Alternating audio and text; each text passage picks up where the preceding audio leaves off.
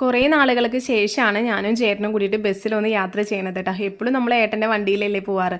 അപ്പം ഇന്നൊന്ന് മാറ്റി പിടിച്ചാലോ എന്ന് പറഞ്ഞിട്ട് നമ്മൾ അങ്ങനെ കൊടുങ്ങല്ലൂർക്ക് ബസ്സിലാണ് വന്നത്. അപ്പോൾ അമ്പീനും കല്ലൂസിനും നമ്മൾ കൂട്ടിയിട്ടില്ലേ, കാരണം ഇത് ഞായറാഴ്ചയാണ്. അപ്പോൾ നല്ല തിരക്കുണ്ടാവും എന്നറിയാം. അതുകൊണ്ട് തന്നെ ഞങ്ങൾ രണ്ടുപേരും കൂടിയിട്ടാണ് കേട്ടോ വന്നത്. വന്നപ്പോൾ പറഞ്ഞ പോലെ തന്നെ ആയിരുന്നു കേട്ടോ, നല്ല തിരക്കായിരുന്നു. പുറത്ത് ഗേറ്റിൻ്റെ അവിടെ ആയിരുന്നു കേട്ടോ ക്യൂ നിൽക്കുന്നുണ്ടായിരുന്നത്.